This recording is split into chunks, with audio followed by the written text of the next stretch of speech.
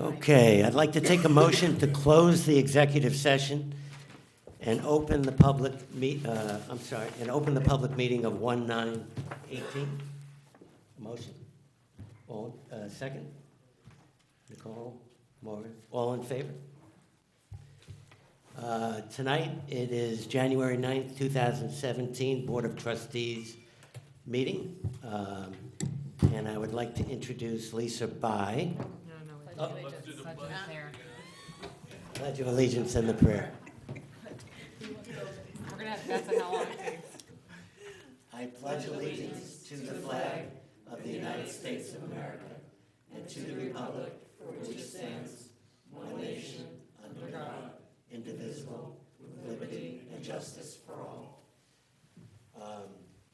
Today is National Law Enforcement Appreciation Day.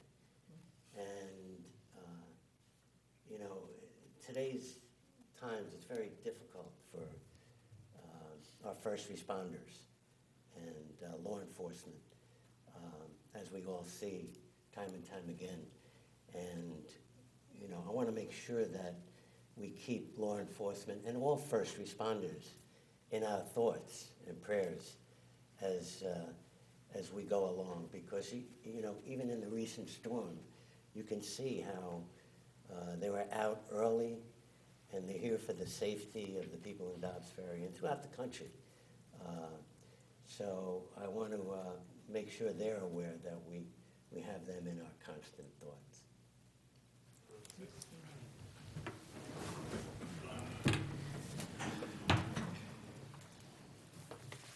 Can I start with Lisa again? Lisa, I was talking to Lisa the other day, and she's gracious enough to come in and do a little presentation. We had a very, very successful holiday hustle going back in December. And in fact, we had a few of our trustees. Nicole ran and Maura ran. And I stayed at the finish line. I cheered them on as they came down the stretch. But Lisa is the chair of the Youth Services Council, and they do wonderful work, including the Holiday Hustle, and also of the coalition, that we have a grant, federal grant of money that goes to help fight the scourge that we have in narcotics and even alcohol. So anyway, thank you for coming, Lisa. So I just wanted to give you an update on our successes in connection to the Holiday Hustle. This was our 5th Holiday Hustle.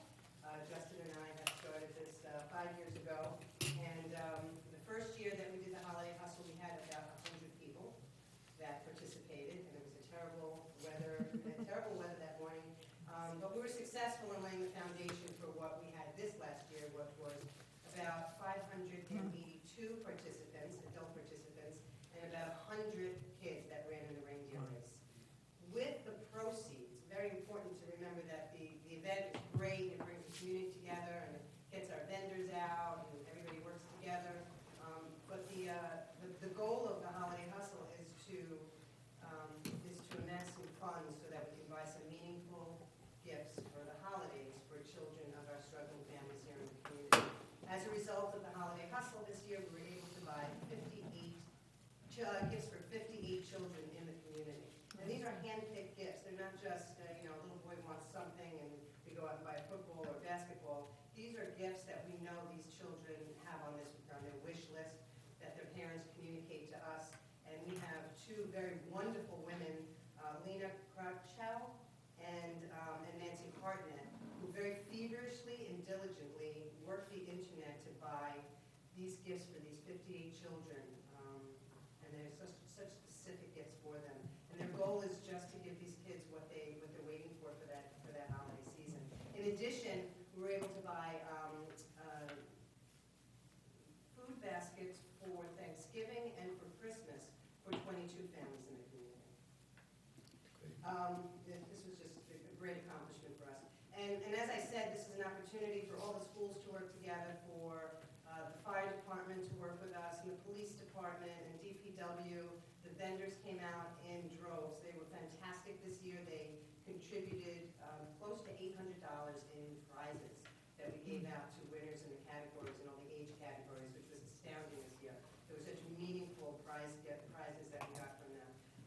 addition, we had sponsors. We had 5 sponsors this year that gave us money to actually seed our efforts early in November. And that's really what I wanted to come in and talk to you guys about, and to thank you for all your support in the last 5 years. Every time we come here and ask you for a date and for your cooperation, I don't think there's ever any hesitancy in throwing yourself behind us. Well, Lisa, thanks again for all you do, and the folks that are on your commission. You have 2 different ones now, right? You have the Yes, we have the Youth council, Services and Council. then we have coalition. I'm looking Bless you. forward to coming in, God bless you.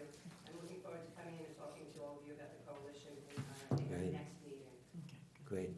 And Vinnie, you were the liaison, Remember right? the first one, this day before, it was snowing and ice, and we had to Yeah. decide if it was gonna go forward or not, so it's been great testimony. It was actually wasn't it pretty cold, although the sun came out this year? It was cold, thanks to Nicole, Nicole was there for the first race. She's Oh, wow. one of the original runners. I didn't know She's there that. every year. I noticed. I only missed 1 race. All right, well, But this was the best- We'll do it again tonight. Is she getting No, faster, thanks. faster or slower?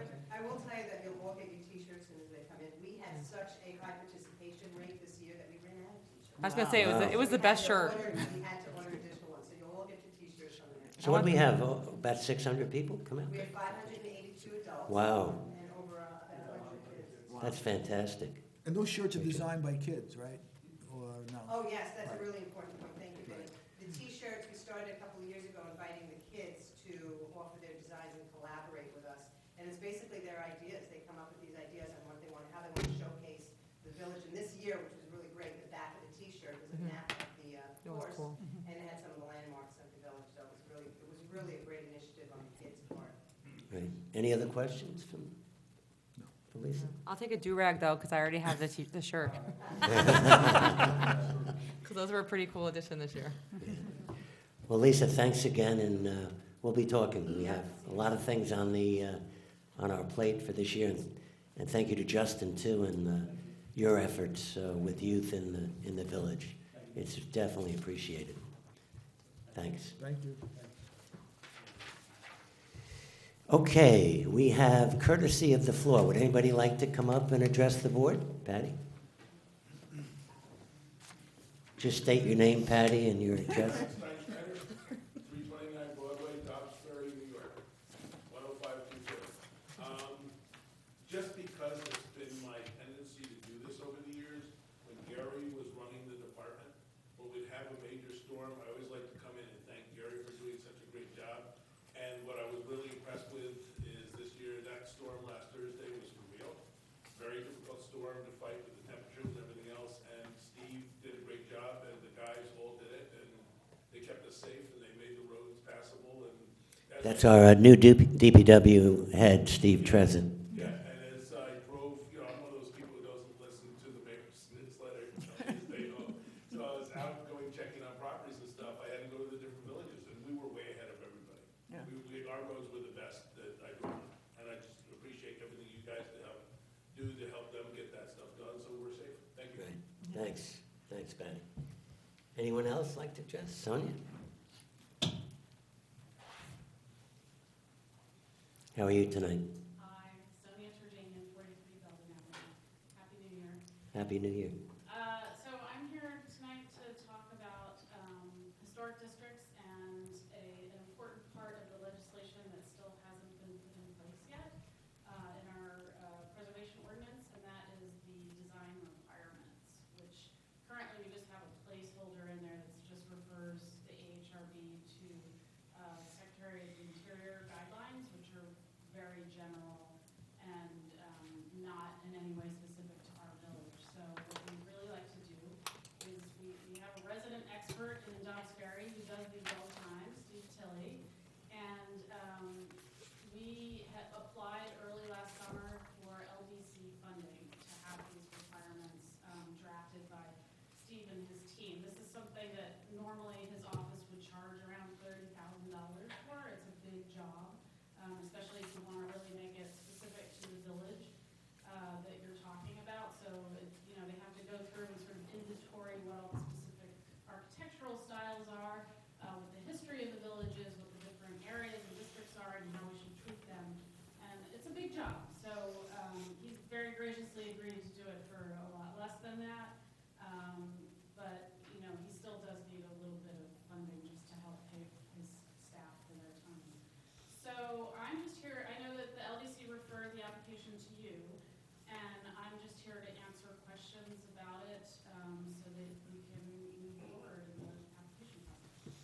Yeah, I was at the presentation, was a director on the LDC, and I was there for that. And I think we, in general, approved it based on what we heard, but the board does have to address it and vote on it. And then it will go back to the LDC to release the funding. So, does anybody have any I questions? do. So since you're here, and this has been something that's been discussed, and I think we all need to be educated on the difference between having historic guidelines versus historic requirements, and what the task force, or a majority of the task force members would recommend to the board. Right. Yeah, it is something that we discussed as a committee quite a bit, and we landed on requirements rather than guidelines. Our thinking is that, you know, some villages have the luxury of having a resident preservation expert who can serve on the ARB and give guidance in when there's an application concerning a historic landmark. We've had trouble finding those people, mostly because people like Steve Tilley aren't allowed to serve on the AHRB because they practice in Dobbs Ferry, and that's considered a conflict of interest.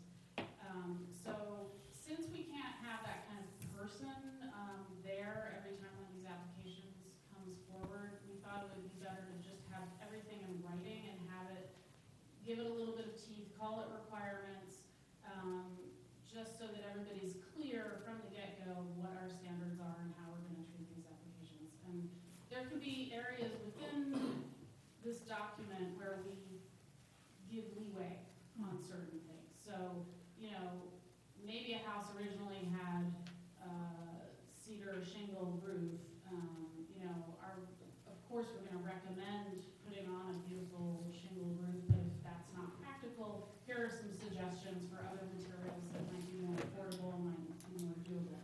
Those are areas where we can have flexibility within the document.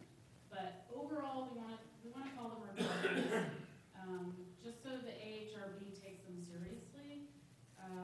My experience has been we have design requirements, residential design requirements in our, or guidelines, sorry, in our code currently that are not really adhered to.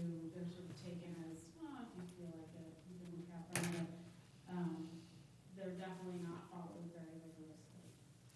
So when you're talking about the roof example, like, I thought the legislation had a hardship provision in it, so Yeah. if you had a requirement and you thought it was a hardship, you would apply for the hardship exception? You could, I mean, our goal is to keep from ever getting to that point with an application. We'd rather have the AHRB work one-on-one with applicants to figure out what's gonna work best for them. So, yeah, I'd rather, give them options up front than force them to go through the economic hardship process. But if it comes down to it and they say, I absolutely can't put anything on my roof but a sheet of vinyl, then we're gonna make them like apply for economic hardship exemption. And just so everyone on the board's clear, what parts of the home would be subject to the requirements? So that's a great question. It would only be the exterior. And we give priority to things that are visible from the street. So things in the back of the house normally aren't looked at as rigorously as things in the front of the house. It's really about the streetscape and making the house fit into the district. So it's basically what can be seen from the street. Exactly. Okay. And this is only for residential right now, in terms of what you'd be developing? It wouldn't be business?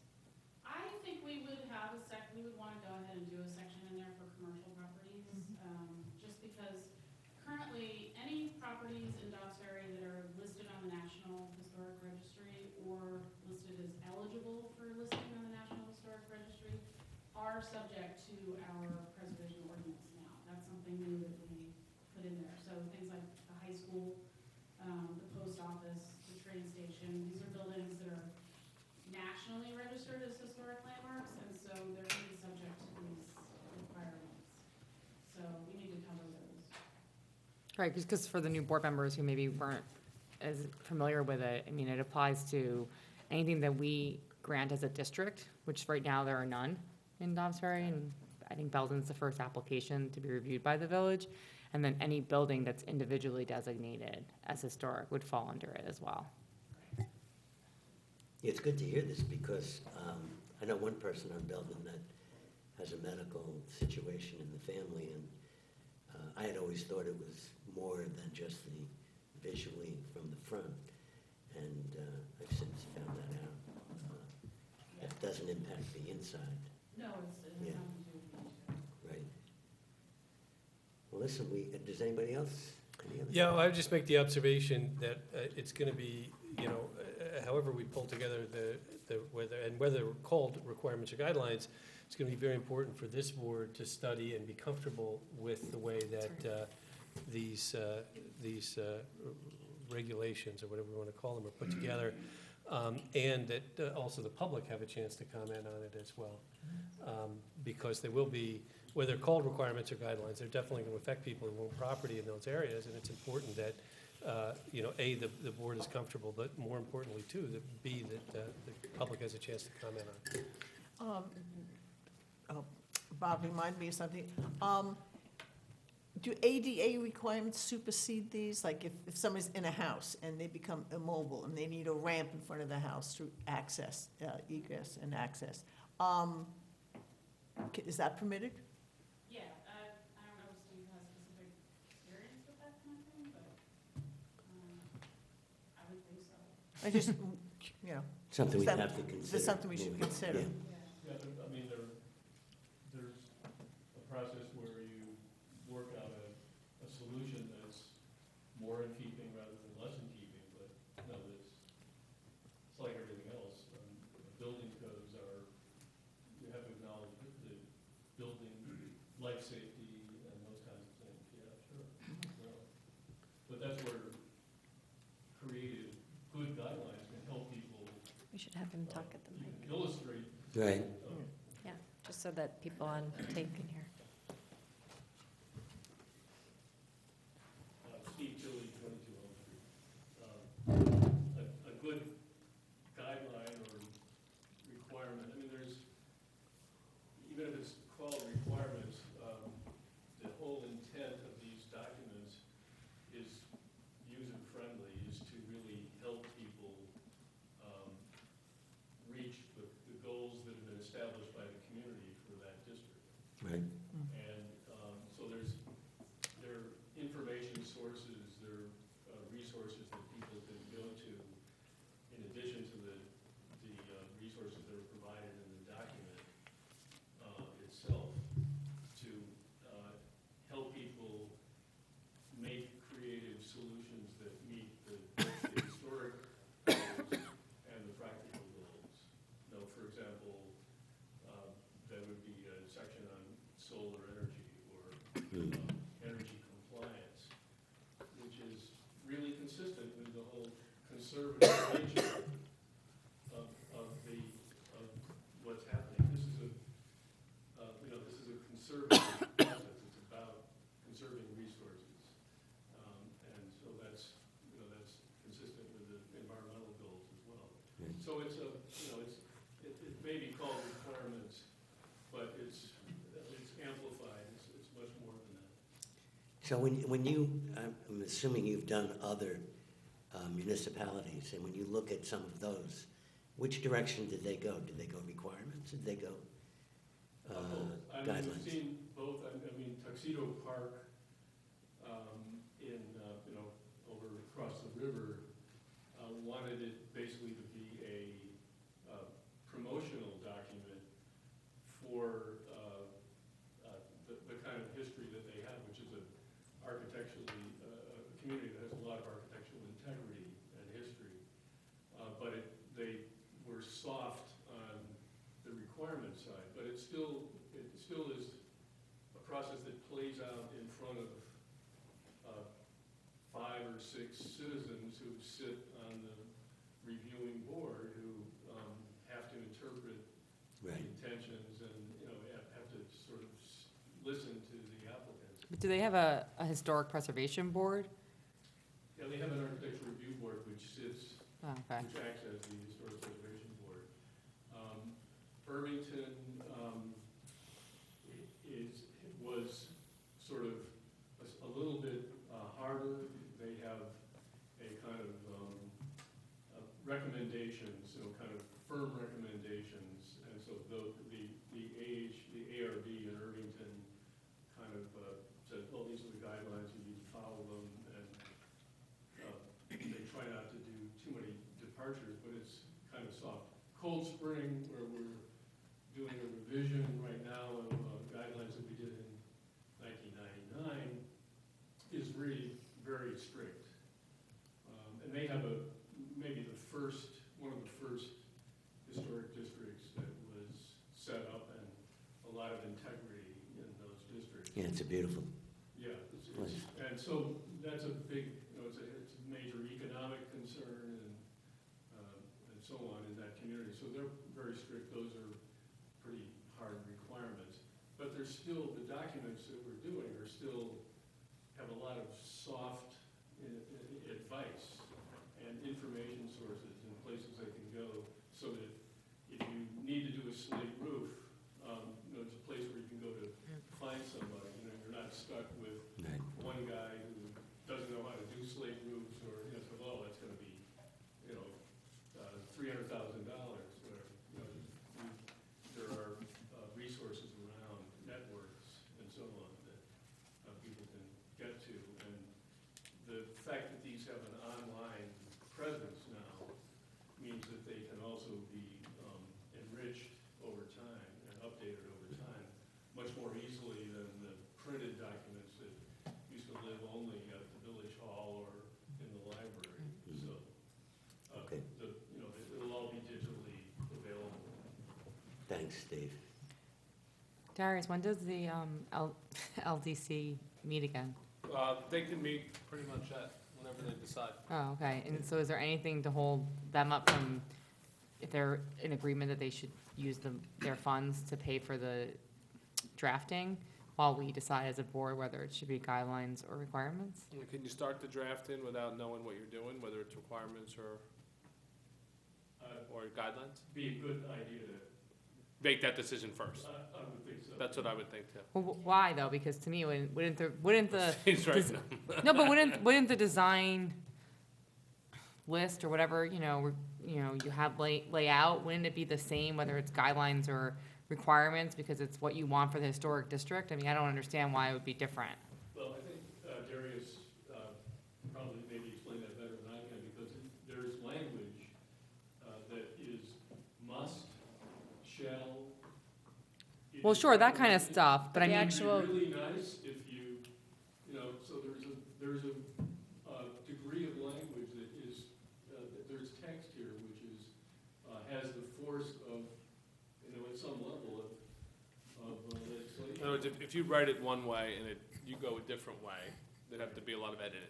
Then there would be a whole lot of editing, just go find and replace, may Shall with may. shall. with, yeah. Consider, or whatever it Right, is, yeah. or- No, I understand that, but I mean, the actual type of roofing or type of siding or type of windows or whatever else goes into these The lists of what you visual, can and the can't creative. do would be the same regardless of guidelines or requirements. Yeah, absolutely, but on the other hand, also that if you know you're going in, like in Cold Spring, you're going in and I'm getting the illustrations, the photographs that are being collected are targeted towards, this is absolutely what you have to do. And it's a little different, so the language and the illustrations go together. I mean, sure, the information about siding and roofing and flashing and, that kind of thing is all, that physically is what makes sense architecturally, but it's good to have what the slant is when you're going into the drafting process. Otherwise, you have to go back and do some redrafting. Of the three, if you would, Steve, of the three villages that you mentioned, which of those three do you think is closest to the model you would adapt for Dobbs Ferry? Well, I guess that goes to Sonia too. I think that it's somewhere between Cold Spring and Irvington, I would think. Okay. And, I mean, Would it make sense, and I've seen at least some examples of this, thanks to Sonia, but would it make sense to perhaps distribute the a copy of the Irvington or some excerpt from the Irvington guidelines or requirements, whatever they are, to the board, just so that people could get a sense of what we're going to be talking about as far as the nature of the document. I just think that would help people just build a familiarity with what. Well, we've actually seen that, or some of us have seen the Irvington one. I've seen it, but I- I'm not sure that everybody on the board has. No. Has everyone seen it? I have, I think everyone on this board has received it, but I think it'd be, Myself independently. Oh, okay. So I think it'd be interesting to see the Cold Spring one, which I haven't seen, to see what the real difference is between the two. Between, you know, the lesser stringent and the more stringent. Yeah. I think we sent Austin and Irvington around, So What does would be the next- Austin's have? guidelines. Yeah, we did Austin's too. It has both, it covers both historic districts and non-historic districts, so it's a general architectural guideline, plus it focuses in on the historic districts. And it's much bigger and much broader coverage than we'd be targeting here for historic districts. So what would be the next step? We would have to set up another public hearing or Yeah, another we could- workshop? we would No, have- I think the LDC, I think Steve and ultimately the LDC need guidance to say, you know, and Sonia, where are you going with this? Would you want Steve to prepare guidelines, or do you want to prepare requirements? And I think you guys have pushed and set forth the reason why you think requirements are something that the board should consider. Can someone address why we wouldn't want requirements? You know, What would be the negative? why don't we just can we have the public hearing on the 23rd? But do you need a public hearing? No, we're not preparing any legislation yet. We're just sort of authorizing Steve to move forward with, well, authorizing the LDC to move forward with the plans, and ultimately you would adopt that at a subsequent public hearing. Okay, We don't need a public hearing to begin with, but you need to decide what you want, What direction. requirements versus guidelines. Guidelines, I mean, I think the negative of guidelines is they become wishy-washy. Requirements are more firm, you need to do this, and this is how it should be done, and the right way to do it. Guidelines can, you know, gives you flexibility though, gives the owner a flexibility, gives the board a flexibility, and can come up with a good product. I mean, you would have to see each particular project to see if it worked. But I think the flexibility is given in the guidelines, but they can be weak, is the negative. Is there any way to combine the two? Yes, Well, that's what I Sonia think was. that's what Sonia was talking about. Yeah. they will be, and this will all be a lot easier, I think, to hash out when we have a draft to review. And this is a very iterative process. We've been through a million of these. They go before the board many, many times. There are many public hearings. There are lots of revisions.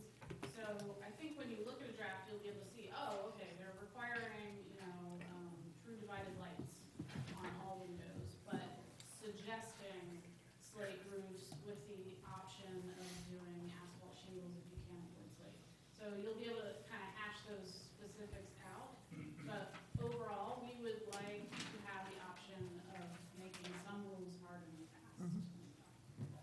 well, Sonia, thank you very much for coming in and Thank you. explaining a lot of this, and we appreciate your persistence over, I know it's been a long time, but you've carried the flag, and thank you very much for that, and I'm sure once we get this out, it's gonna be a better village, and due to all the work that you did, so thank you very much. What's the next step? Well, the next step, we're gonna get a copy from Cold Spring, and then You When sort do of we need, you vote? sort of need to decide what you Which want. Do you direction want we the wanna go. complete requirements? Do you want sort of the hybrid, like you said, a certain type of lighting required, and then other options? Or do you want strictly, you know, options, guidelines? I mean, you can have guidelines that are firm. But how do we Depending on the board. decide that? Like, do we decide that here? Yeah, Or, right, like at a different meeting? Yeah. Okay. So we would put it So on we the can't do it agenda. now? Okay. Yeah, Yeah. no, I don't think you're prepared tonight Okay, to. so we'll do, No, put it on the I would agenda. agree with that. Can we put it on the agenda for January 23rd? Just because I know it was before the LDC a while ago. And Steve, if you Yeah. could get They've been me the patient. Cold Spring ones, and I'll get it to the board. Yeah. They have Austin and Irvington, but I'll get try it to to, you. I'll try to, the Cold Spring It's an old document. revision has not yet been adopted by the Cold Spring board, so I'm kind of in so I'm waiting, actually, I'm hoping that Sonia's assistant of revision I think your original Cold Spring document looks like it was done some time ago, if I recall. 1999. Yeah. And so, and it's, you know, it was done in PageMaker, like the first time. different. And it was PageMaker, wow. uh, It's like multi-maker. prehistoric PageMaker. Looks like it. I was learning it while It was doing typeset by hand. I don't, it's online, but I can maybe get you some salient samples that they'll permit me to release that. I'm fine with looking at the old version, it doesn't have to be the new version, just to give us an idea. Just to show the As a difference. difference. The old version, it's online, it's available. as- Or another community, if we, as do, is we can look at. Tuxedo Park, New Rochelle, Yonkers, Ossining, Just some of the requirements. If there's a recent draft of the Cold Spring that was public, because it was discussed at a hearing or something, then that would be something you could send us, even if it's not final. online too. Yeah, we said that So it's pretty, you know, very recent and addresses solar energy. So would we have to have the LDC meeting after the board meeting? Okay. Right. So what we could do is schedule, I know the budget committee and most of the members will be from that committee. We could schedule it, not the next one, but the following one. Well, let me know, because I'm on the LDC also. Right. Yeah, we have a quorum of the LDC now, 3 members, of the Yeah. LDC. We need to appoint 2 more, you do, Okay, eventually. Mayor, Great. we're meeting Thank you with again. the budget committee on Tuesday. But, you know, we would have to do it for the following budget committee meeting. Okay. Great, thanks again, Sonia, Steve. Thank you. Anyone else for courtesy of the floor? Um, Oh, next year's hustle, I think, should have the historic district map on it. Yeah, Good one, Justin, good one. okay. I'd like to consider a motion to approve audits number 1 and 2 for January 2018 as recommended by the village treasurer. Jeff, did you want to make any comments? No, just trustee Rosillo and trustee Taylor did review. They gave me tentative okay, just need your approval now. Great. Okay, a motion? Larry? Second? Vinnie? All in favor? Discussion? All in favor? Unanimous. Consider a motion to ratify authorizing the village administrator to enter into a rental agreement with Mercy College for the Village of Dobbs Ferry Broadway Corridor Study Committee, use of the rotunda on January, this is, We're ratifying. You're ratifying the We're agreement. ratifying the action already taken and making That was this it already weekend. done. okay. Right, yeah. It was Saturday We morning? did it already, here. I must have missed that. It, No, you did, but I had another, Another it meeting. was a workshop for the steering committees on the Route 9 consortium. And we took in the surveys, the responses to the survey and the workshops that we had. And we have a pretty good idea of what it's going to look like. We have one more meeting with Nelson Nygaard, and then hopefully, probably, what, a couple of months, or a month or 2, we should be able to present to the public. okay. So motion? Mayor, before that, it Right. did not cost us anything. Mercy was very nice to Yeah. provide the space for us. Yeah, it's great. The reason for the contract was only for the certificate of insurance that we provided. Did you have a, Yeah, if I could, just, it's okay with the mayor. Yeah, sure. I was so busy thanking Steve, we really need to thank Mercy. They were terrific. Yeah. And what the room they gave us was Great. wonderful. It had all kinds of sophisticated equipment. made me want to go back to school. Yeah, and they made sure that we were next to the cafeteria, so we could all take. That is a beautiful room. They are doing a really, Really really nice. good job of trying to be part of our community. I think we all need to appreciate that, and they couldn't have been better for us. Yeah. And we're going to be meeting with them on Friday. Friday, so we will thank them at that meeting. Thanks, Patty. Okay, motion? Donna, second? Nicole, discussion? All in favor? Unanimous? Consideration of extension of contract with Student Assistance Services for 1 year retroactive to October 1st, 2017, in the amount of $58,149 to be paid from the federal grant monies received for the Youth Services Council. Motion. Christie. Second. Cindy. Discussion? All in favor? Unanimous. Review of site plan application of 385 Ashford Avenue for 2 proposed new dwelling units on the basement level of the existing 4-family structure, and consider a motion to refer the application to the planning board for recommendation. Motion? I have questions about Wait, this. I think you have the applicant here. We have the applicant here, Mr. okay, Mayor. good, yeah. Do you maybe want to hear from them? Yes. Yeah. Thanks. Figure they're here. Might as well. Good evening, Salvador, 385 Ashford Avenue. And I'm here regarding the project at 385. Right. Can you speak into the microphone? I'm sorry. Thanks. I spoke to Ed Manning, and if you have any questions regarding this project. Yeah, I have a number of questions, and it mostly revolves around traffic and parking. You do not have the required amount of spaces for what you're proposing there. There is no off-site parking. There's no more space, I don't believe, on the avenue. So I have serious concerns about what you're going to do to accommodate. It doesn't even look as if, and you're grandfathered now because the house is there, but it doesn't even look as if even now you have the required amount of parking. So we need more information about how you intend to supply that. That's a very difficult area, as you know, being right off the exit to the sawmill. So the density there and the lack of parking is a serious concern for me.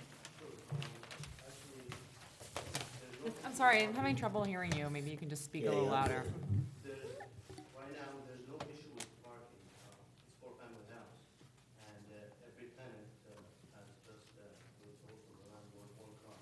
So with the plan as is right now, it's just 3 cars, and it's able to make 4 cars. So parking was not an issue for the landlord and the tenant. And on the network itself, you can park between 3 a.m. and 6 a.m. and 6 a.m. But on Queen Street, we do plan. And also, as I said, there's 4 parking spots already, nobody using them. And that's why we're proposing to have this, But under the code, according to Ed Manley's notes to us, you will be deficient 5 spaces. because it's, well, and that's what I was talking to Ed. So, because for each apartment by code, we need 1.7 per bedroom, 1.75 parking spot. And because each one is 2 bedrooms, then I would have to have an additional 5 parking. But if we change the plans, and that's why I was proposing, if we change the plans from 2-bedroom apartment to a 1 single-bedroom apartment each, then I would have 1 parking per apartment. Do you have plans with the existing conditions? Because I don't know, I mean, well, Ed's not here, but I'm not quite sure if we have enough information on this. I just have to copies. Trustee Cassell? No. Mr. I'm sorry, Patricia, go ahead, Sean. Mr. Manley really laid out a number of issues Yeah. that he has with the plan. And in fact, those issues should be decided with Mr. Manley prior to coming to the board, That's what I was gonna in my say. opinion. Yeah, because it says it's non-compliant or missing from the plan, so I think, Yeah. Go back. yeah, it should be, let Ed Manley decide when it is ready to be. Before it gets, you see, what you need to do, this is the DT zone. So you have ultimate site plan approval authority, so Right. you would need to refer this to the planning board, but it sounds like it's not ready for that referral yet. Yeah, I there's no think, I sense think you sending- need to work with Ed a little more, and address these issues that he has, revise the plans to show what he needs, and then come back to this board. Well, yeah, I spoke to him and he told me to come here first regarding the parking.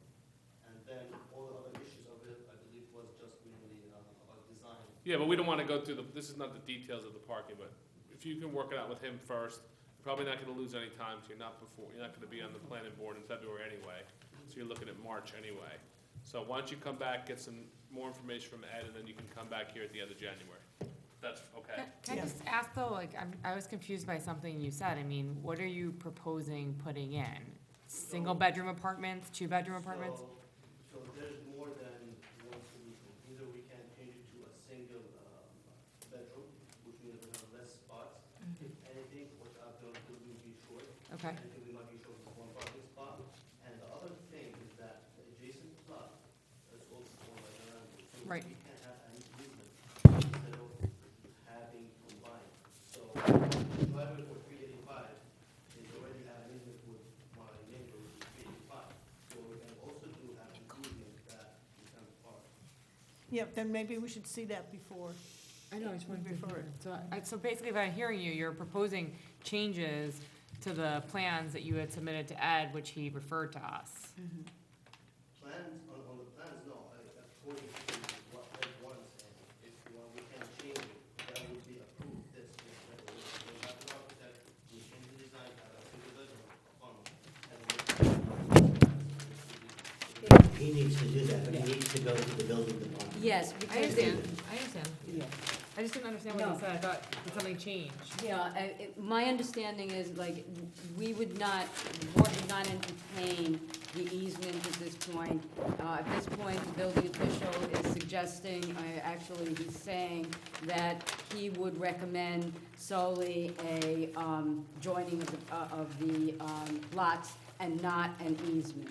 well, that's what I'm proposing. Just to, you need to address these issues with Mr. Manley in your plans, and then he will then refer back to us to refer to the planning board. Because his question was, We don't know. would we entertain allowing fewer parking spots than is required by code? And we're basically saying no. No, is the answer to that. No. Right, so, It's a very That's difficult the question. location, it's a Yeah. high-traffic Area, location, yep. So and it's that's what- one where cutting corners in terms of parking is gonna be a problem. So, so then go back to Ed. Yeah. To Ed. Go back to Ed and Yep. provide the plans. Yes. To stay within the number of parking spots Yeah. required by code. I think Ed had some other questions too, but, Yeah. yeah. But the main thing Ed wanted him to come to here was to see if we'd go over Yeah. the parking spots. We're saying no, so you go back to Ed because we said no. Right. And And do we have also to as vote to on the that, or is easement. that just, No. that's what we're saying? Okay, thank you. Thank you so much. Thank you. Okay. Does any Board of Trustee members would like to make a comment? Is the minutes next, or Oh, minutes? I think by March you'll get it. You're being optimistic. thank you. Okay, we have to approve the minutes, so. Anybody have any comments? I do.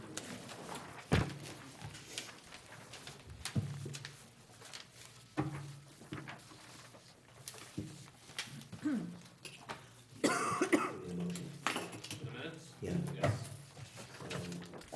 Can I have a motion for the minutes of December 19th? Nicole, second. Laura? Discussion? All in favor? Unanimous? Comments? Christie? I did it right. Christie, do you have any comments you'd like to I'll make? go last. My comments, I'd like to go last. You want to go last? Here, let's go. You're in the first seat, I'm sorry to tell you. Laura, would you like to make any comments? You have any comments? No, just really thank our first responders for the way that they handled the snow, especially you, that you were out there right in the middle of the show. It was just priceless to see you on Facebook, so great job.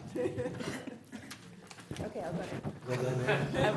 I'd like to recommend that everybody get on the mayor's newsletter, because that's gonna be, that's looking to be one of our primary ways of communicating and telling everybody what's going on. We're trying to send them more frequently and be as clear as possible.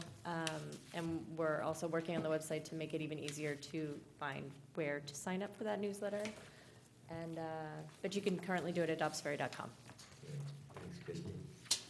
Yeah, so I wanted to, I guess, welcome, we have a new library director, Elizabeth Hobson, who I had the pleasure of meeting on Saturday, and she's quickly getting acclimated to the village and the library, and they're going to have a meet and greet on January 27th, I believe, from 10 to 1 at the library. So I'd encourage as many people as want to come and express their joys and disappointments with the library or whatever they want to share so that we can make it the best library in the river towns. And then, I can't remember if I did this last time, but I wanted to say that I did attend the seniors lunch, and it was, did we say this last time? And it was really well done, and Abby did a great job again, as did the rest of the In fact, we team. had And the, the New Year lunch today.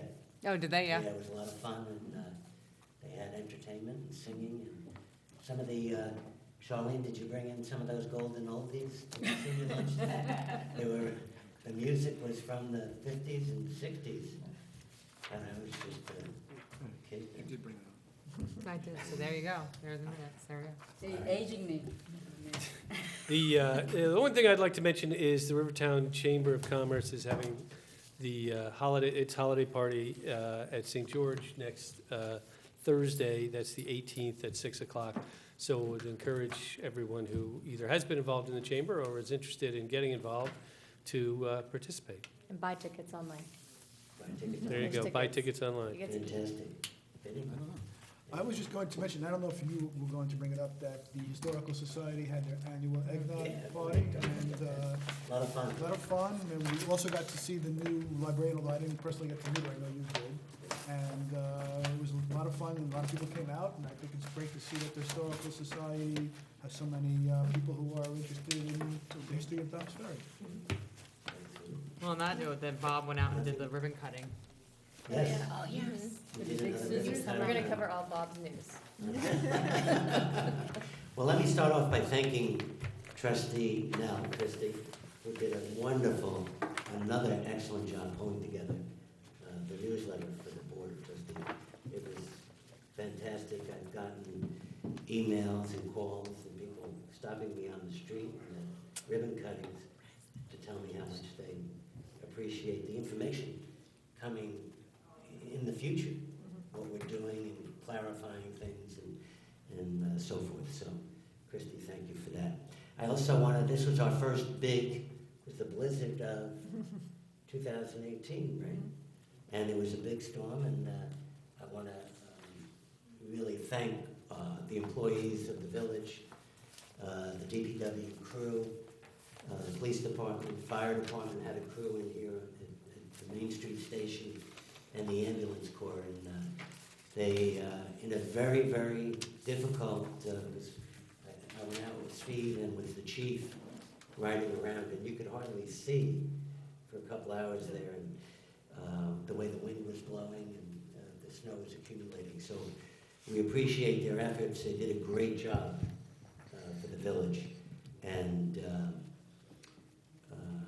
I think we all agree. Mayor, also the backroom people, which was Liz, Jen, and Megan. Yes, Thank them for coming in and working hard. thanks. And Liz was here early that day. I think you were here at 5:30 or 6 o'clock. Wow. Because did I call you, or did I send you a message or something? That was bothering me, I know, early, saying, what's happening so far? Also, I want to thank Liz for, we now have the annual calendar online and available, and we have a few other dates. I don't know if they're in there yet, Liz. We picked a date for the Westchester County Fire Parade, Fireman's Parade. And all of that. And that's September, the weekend of September 15th, Saturday. And I guess the Ferry Fester is October 6th. Finally early again. And thank you, Patty. Patty's the leader of the band there. No, I just do what I'm told. Thank you for all your efforts, and I guess we need a motion to Yeah. close the meeting. Donna, second. Maureen, discussion. All in favor? He loved that part. Oh, man.